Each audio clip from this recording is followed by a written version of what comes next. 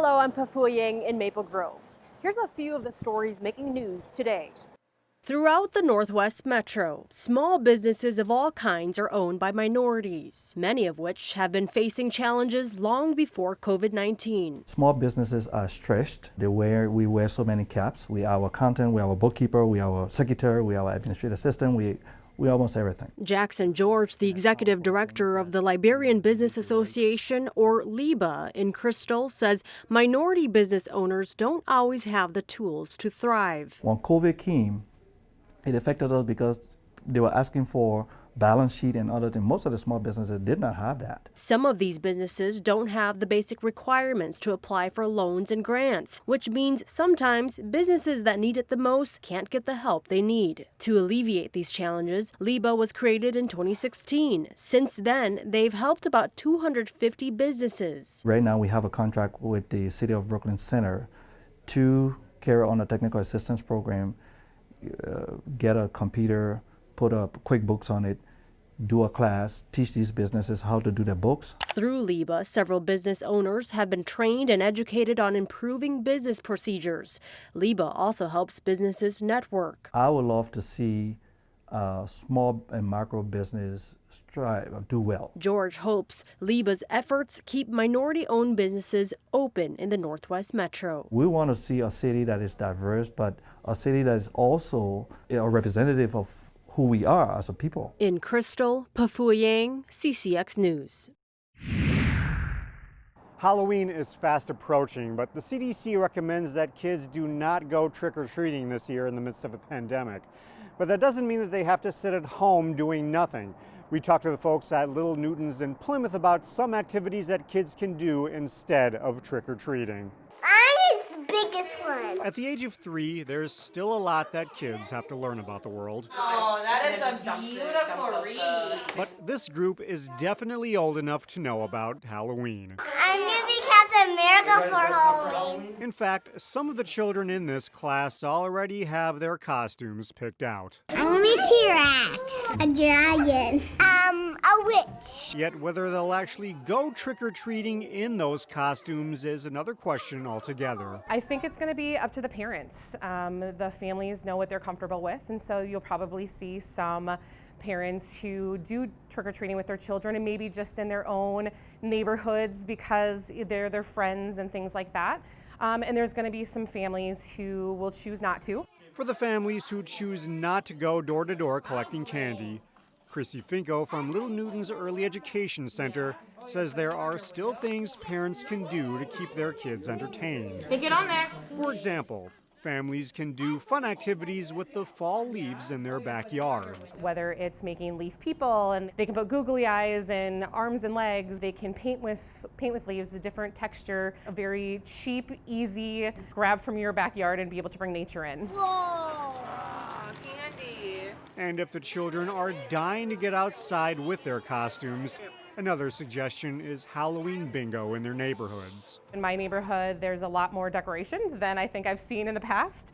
And so when you're taking your walk, the children can X off some of the decorations they've seen. Other ideas include scavenger hunts in your home or yard using glow-in-the-dark items, or making Halloween-themed slime for children to play with. The bottom line is that there are fun and safe alternatives for kids in this unusual year. I think with having different options like this to be able to give them so that they still can feel like they're celebrating Halloween, it's just in a different way, and then hopefully next year we can kind of be back to normal. In Plymouth, Delane Cleveland, CCX News.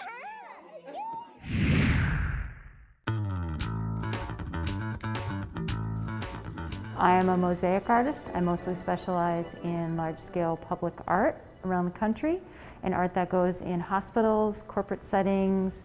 I've worked at 2 huge murals at Minneapolis Airport. Stacia Goodman is used to working on a big scale. Work that I'm showing here at Robbinsdale Gallery is my own personal body of work that's not connected to any of the large public artwork that I do. Sort of Stacia's art in her spare time. And then I'm also really drawn to old wooden objects, like old wooden toys, building blocks.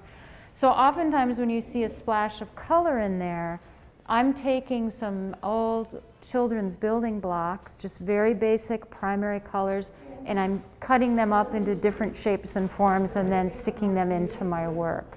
The materials in these pieces come from many different sources: dumpsters, construction sites, or simply found objects. Stacia repurposes and recycles the materials that she finds into art. But each of them tells a very unique, interesting story, which I've tried to put on the labels of where the materials are culled from. Goodman is entirely a self-taught artist with no formal training. She hopes when others see her work, it will awaken their creativity. I hope people feel inspired to maybe try some of this themselves. I'm always encouraging people, do something, send me a photo, show me what you're doing, let's have a conversation about it. The exhibit When We Could Touch by Stacia Goodman will be up at the Robin Gallery through October 24th.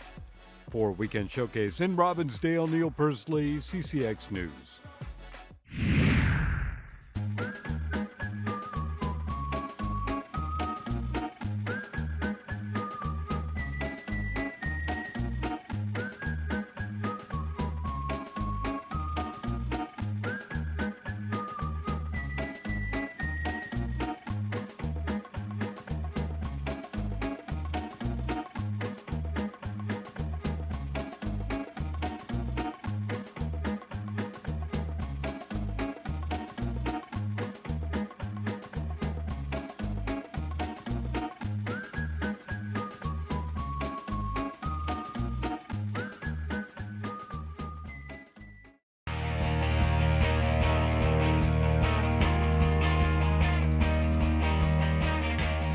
We are a long ways from spring, but high school spring sports teams are getting a chance to get some fall workouts in.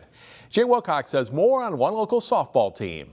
It's a little taste of softball in the fall for the Park Center Pirates. After the COVID-19 pandemic wiped out spring sports, the State High School League allowed for fall practice sessions, 12 in all, over a 3-week stretch in October.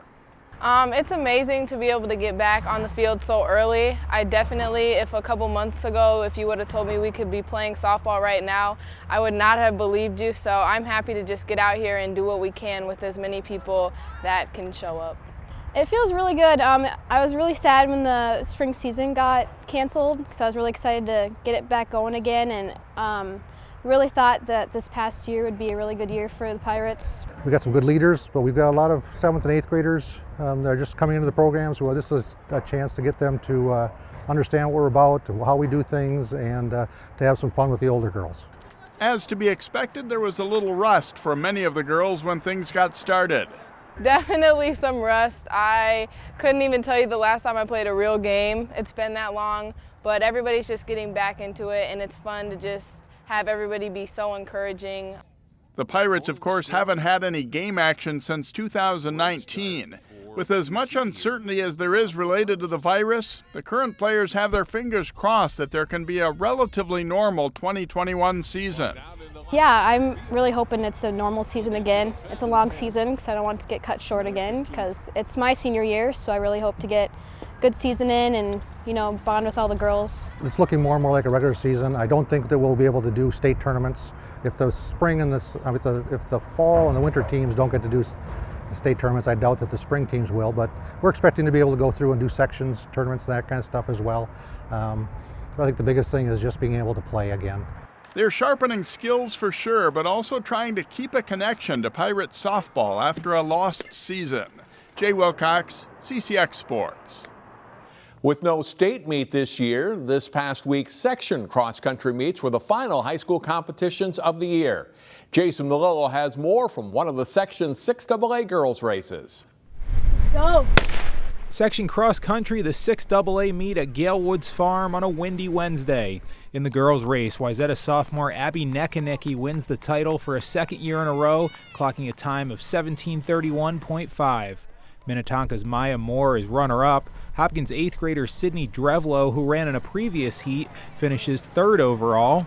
Wayzata's Grace Link is the only other local runner in the top 10, taking 9th place. The conditions were tough, but Nekanicki was mostly pleased with her performance. At first, I was disappointed because I ran like a few seconds slower than last time, but then I just took in consideration of the conditions. It was pretty windy.